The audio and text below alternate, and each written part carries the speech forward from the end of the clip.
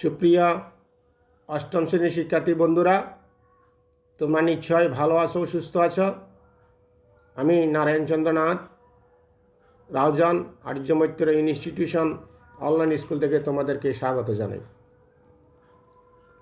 আমি তোমাদেরকে গত ক্লাসে দ্বিতীয় অধ্যায় থেকে মাইটোসিস কোষ বিভাজন এবং অ্যামাইটোসিস কোষ বিভাজন সম্পর্কে নিয়ে আলোচনা করেছিলাম। আমরা তিনটি কোষ বিভাজন সম্পর্কে বলেছিলাম, তার মধ্যে দুইটি আলোচনা করেছি। আজকে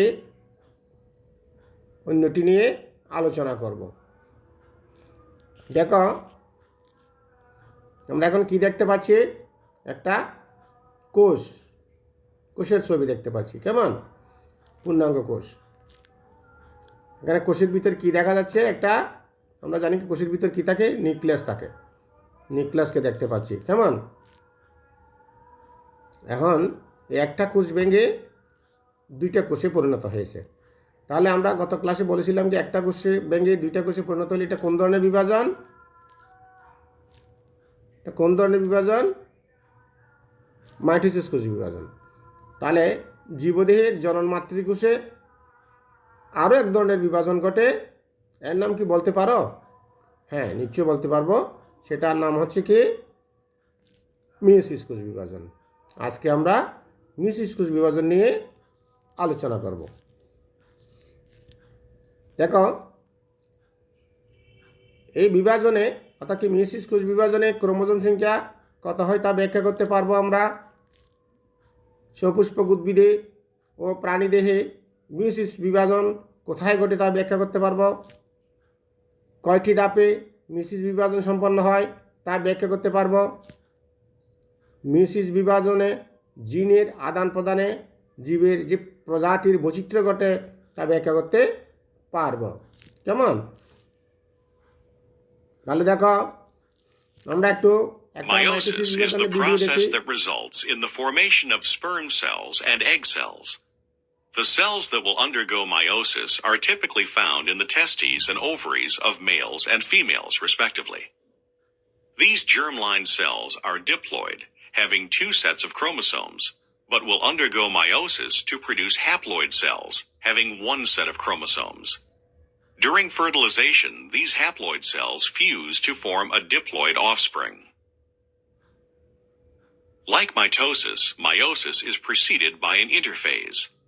During this time, DNA replicates and each chromosome becomes doubled, consisting of two identical strands of DNA.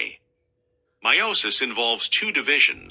The first division, meiosis 1, halves the number of chromosomes, and in the second division, meiosis 2, the sister chromatids are split. The end result is 4 haploid cells. Now let's look at each of these divisions in more detail. Meiosis 1 begins with prophase 1. Individual, replicated chromosomes become visible, and each chromosome consists of identical sister chromatids joined at their centromeres. The spindle fibers start to form, and the nuclear envelope disintegrates. In addition, homologous chromosomes line up next to each other, and an event unique to meiosis occurs. During this unique event, called crossing over, two homologous chromosomes, which are lined up next to each other, exchange DNA between adjacent homologous chromatids. After crossing over has occurred, the sister chromatids of one chromosome are no longer identical to one another. In metaphase 1, homologous chromosomes line up along the equator of the cell. For each pair of homologs, the orientation on the equator is random. Currently, the large purple chromosome and the small green chromosome are on top. However, the small purple chromosome could just easily have ended on top. Each different orientation results in gametes with different combinations of parental chromosomes. This process is called independent assortment. Once the chromosomes are lined up, the ends of the spindle fibers attach to each centromere. In anaphase 1, the chromosomes move apart from one another along the spindle fiber to the opposite ends of the cell. At this point, each chromosome is still double-stranded and has two sister chromatids.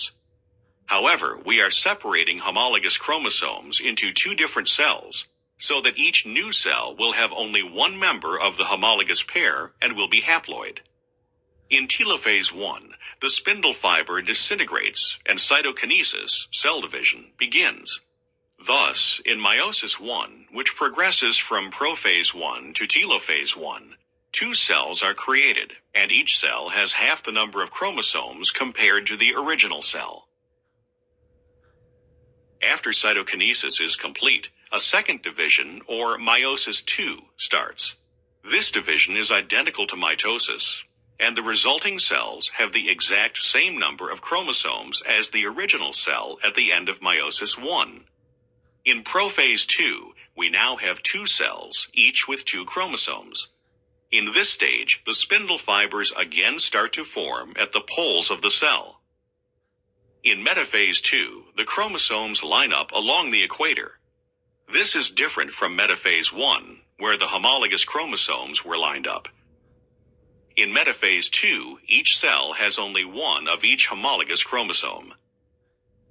In anaphase 2, the sister chromatids move away from each other along the spindle fiber, and in telophase 2, along with cytokinesis, we see the formation of four genetically different haploid cells.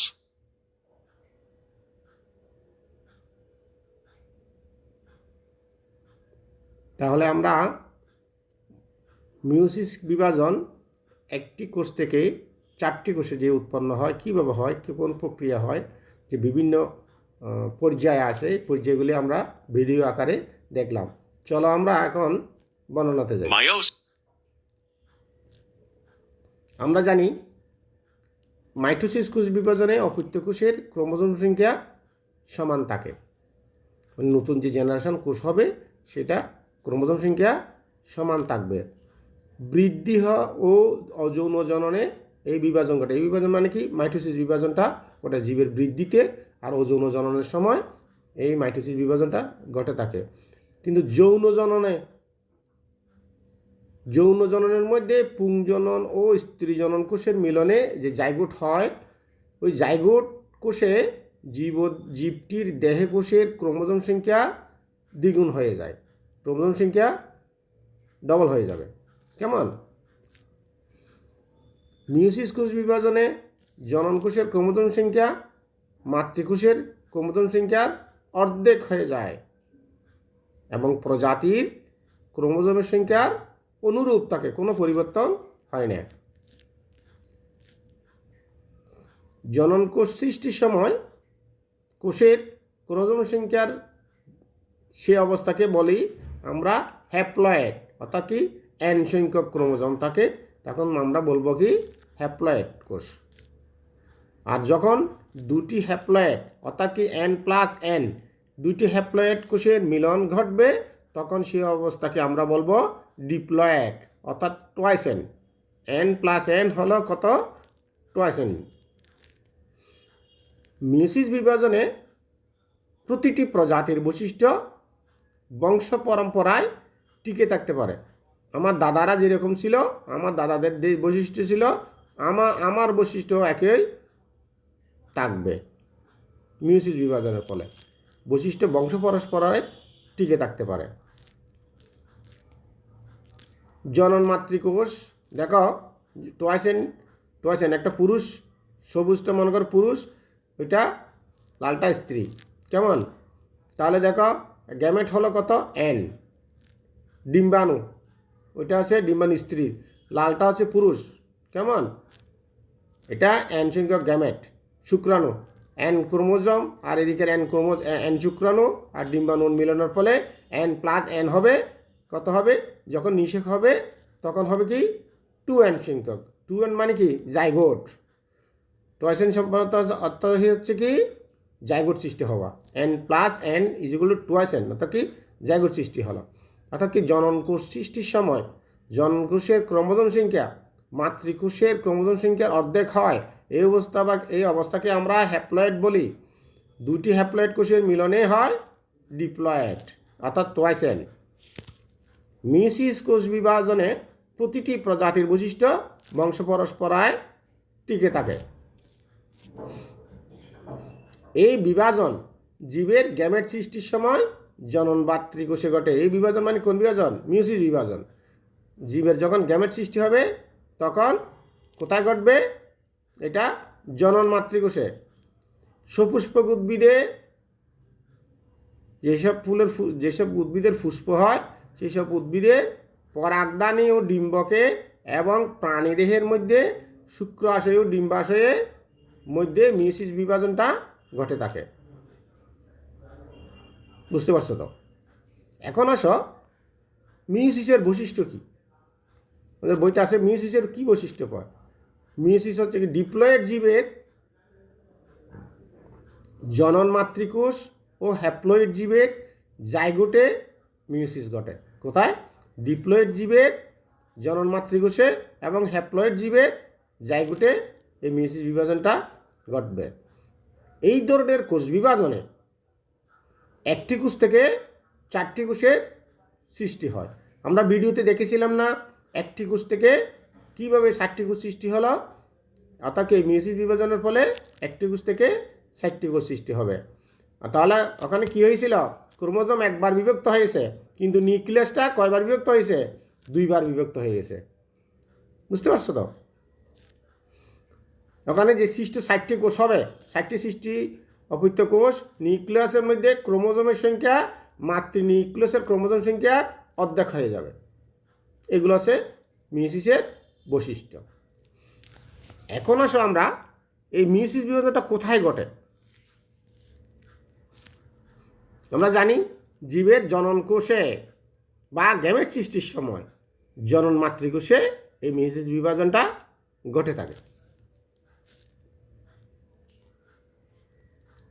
সপুষ্পক উদ্ভিদের মধ্যে পরাগদানী ও ডিম্বকের মধ্যে এবং উন্নত প্রাণীদেহের শুক্রাশয় ও ডিম্বাশয়ে এই বিভাজনটা ঘটে থাকে। সপুষ্পক উদ্ভিদের পরাগদানী ও ডিম্বকের মধ্যে আর উন্নত প্রাণীদেহের মধ্যে শুক্রাশয় ও ডিম্বাশয়ের মধ্যে এই মিয়োসিস বিভাজনটা ঘটে থাকে। এখনও মিয়োসিস কোষ বিভাজন আমরা একটা ছবি দেখতে পাচ্ছি। একটা কোষ ভেঙে কীভাবে 4টা কোষ, তাহলে আমরা ভিডিওর মধ্যে দেখেছি। এটা এই বিভাজন প্রক্রিয়া একটি প্রকৃত কোষ 4টি অপত্য কোষে পরিণত করে। কেমন? কয়টি অপত্য কোষে পরিণত করে? 4টি অপত্য কোষে পরিণত করে। নিউক্লিয়াস কয়বার বিভাজিত হয়? 2বার। আর ক্রোমোজোম বিভাজিত হয় 1বার। অপত্য কোষের ক্রোমোজোম সংখ্যা মাতৃকোষের ক্রোমোজোম সংখ্যার অর্ধেক হয়ে যাবে। দেখো এখানে একটি ছবি দেখতে পাচ্ছ। একটা কোষ ভেঙে 2টা কোষ হয়েছে। কেমন? তাহলে এটা কোন ধাপ?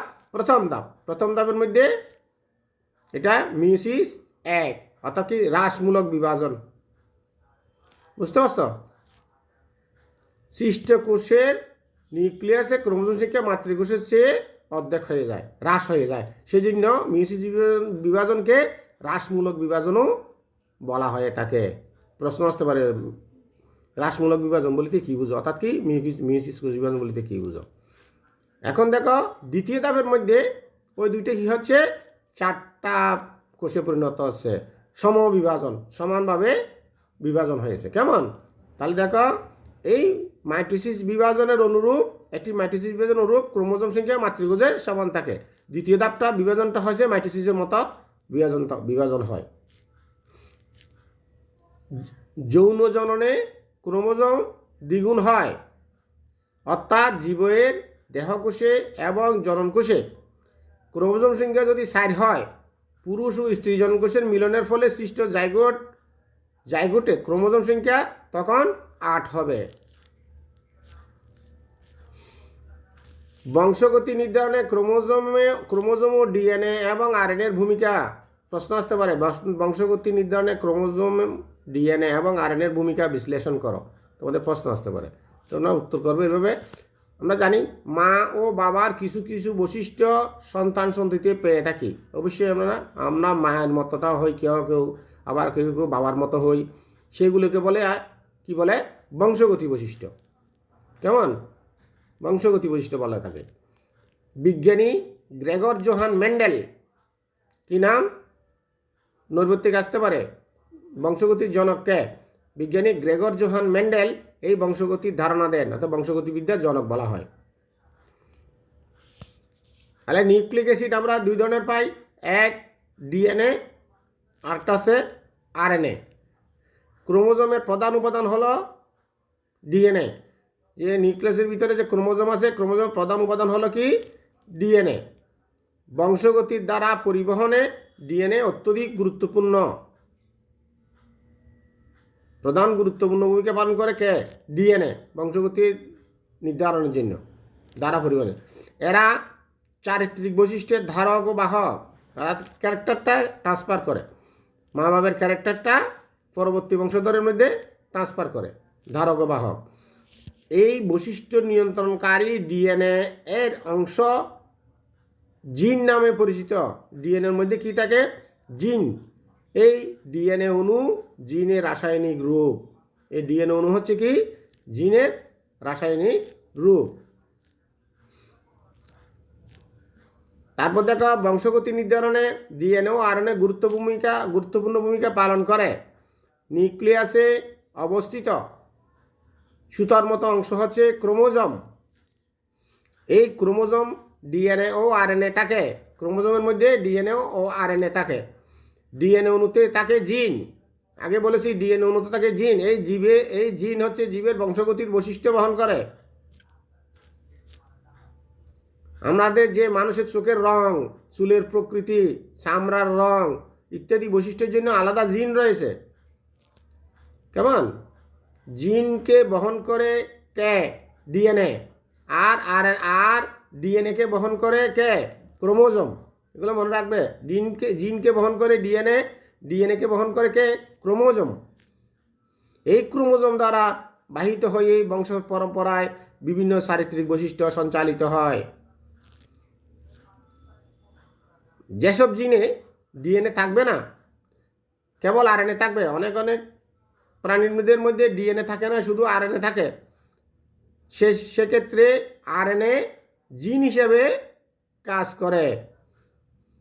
উদাহরণস্বরূপ আমরা বলতে পারি TMB virus, tobacco mosaic virus. এটা একটা তামাকের এক ধরনের ভাইরাস। টিএমবি ভাইরাসের মধ্যে শুধু আরএনএ থাকে, ডিএনএ থাকে না। মিয়োসিস বিভাজনে ক্রোমোজোমের আদান প্রদান হয়, ফলে পিতা মাতার চারিত্রিক বৈশিষ্ট্যের সংমিশ্রণ সন্তানের মধ্যে দেখতে পাই। এই মিয়োসিস বিভাজনের মাধ্যমে বংশগতির দ্বারা অব্যাহত রাখা ও ক্রোমোজোমের সংখ্যা নিয়ন্ত্রণের মাধ্যমে বংশানুক্রমে প্রতিটি প্রজাতির স্বকীয়তা রক্ষিত হয়।